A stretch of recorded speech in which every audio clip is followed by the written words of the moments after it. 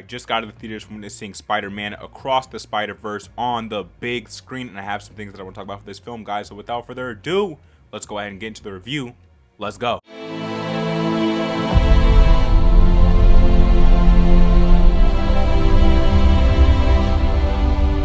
What's going on, you guys? The Demigod back on Demigod ET, bringing you another movie review for the sequel to the 2018 Spider-Man Into the Spider-Verse movie. That is Spider-Man Across the Spider-Verse 2023.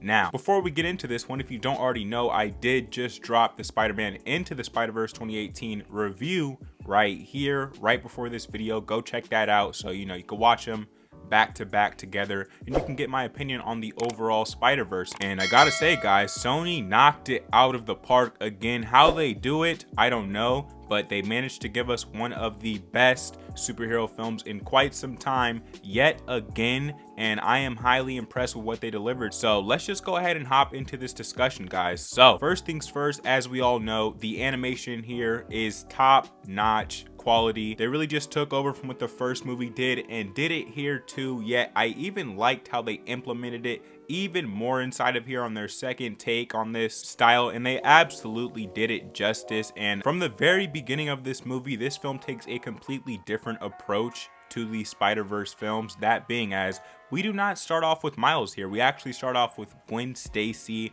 with her backstory and what turned her into the spider that she is today. And we really get a deep dive into what's going in with her character. She's a lot more vital inside of this film, which I appreciated because she's a fantastic character and I liked seeing her expanded upon. Now, from the very beginning all the way to the end of this film, this is a much slower paced film to the first movie, whereas in the first movie they felt like they had so much to explain and so many characters to introduce while doing so many origin stories. In this movie, we're a lot more settled in already, and I like that. It's a great place to be in because now we can truly get into who these characters are, their character arcs, and more details into their character now that our world is pretty much set up for the most part now. While in the first movie everything is so fast paced and you're just jumping from scene to scene with twist to twist and character reveal after character reveal, this movie takes a step back and it really thinks out the story that it wants to tell you at a much slower pace. Now, while I think the story in this film is written out much better, it's much more clear and concise about the points it wants to get across and the things that it wants to touch on, you still really feel the pace inside of this movie. I wish there was a little more action interjected in there, especially with coming off the first film, how quick they were just trying to get through everything to the point where it almost feels like it's rushing at points.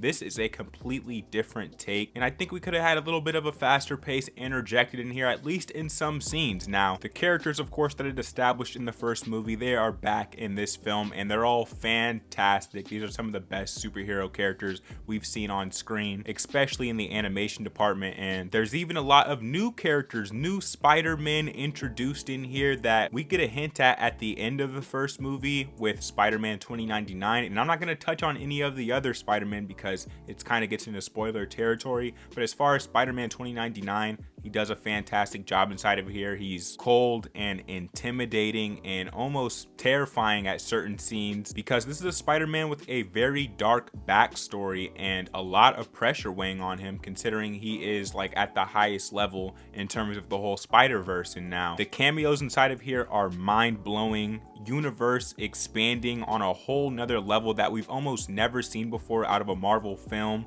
Man, it touches on the live action films. I can't wait for you guys to check them out. Not only that, but there's so much fan service inside of this film, which of course carries over from the first. We did get a ton of fan service in the first, but I mean, it's even more now. It goes above and beyond with all of the different characters you get to see in here, pulled straight off the pages of the comic book and put into this movie. And it was amazing seeing them all inside of here and getting familiar with who they are and seeing what they're about, all these different takes on the character from different cultures and backgrounds and races and beliefs and universes and dimensions. It's so diverse and it's Spider-Verse. And I gotta say though, another thing that I wish was better inside of this film was the soundtrack. Now, while the soundtrack is still very good, of course it was done by Metro Boomin, the first one still tops it in the soundtrack area. Those were just iconic, the way they implemented those into this film, whereas in this film I found a lot of them to be kind of forgettable in that I don't think I'll associate any of the songs inside of here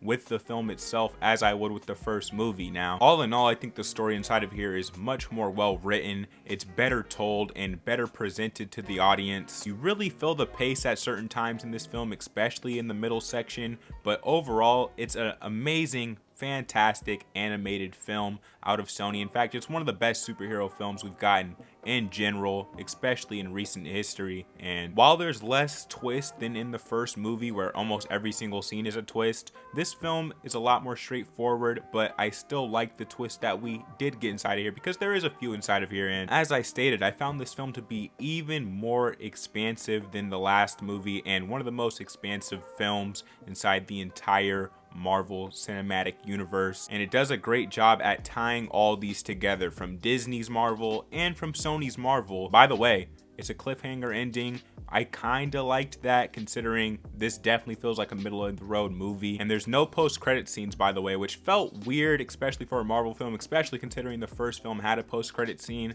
However, you do get a title screen at the end letting you know what the next film is going to be called, and letting you know that there will be a trilogy, which I can't wait to see. I think it'll be, well, it has the potential to be one of the best trilogies we've seen in the superhero genre. And with that being said, guys, I'm gonna go ahead and drop the official rating for Spider-Man Across the Spider-Verse. I'm gonna go ahead and give this film a 9 out of 10. It gets the 9 out of 10. They're damn near hand in hand. I love both of these films. I think these will really stand the test of time in the long run, and I can't recommend this more for you to go check out, especially if you're a fan of the first movie. Definitely support this one at the box office. We need more Spider-Verse films. We need that trilogy. And with that being said, guys, those are my thoughts on this film. Let me know your thoughts down in the comment section down below. If you don't know what I do here on Demigod, do commentaries, reactions, or reviews, seriously that in the right place, man. Hit subscribe. Hit the like button. I drop multiple videos a week on this channel, so you can expect that of me. And if you don't already know, I am the Demigod, the chosen one, here on Demigod ENT.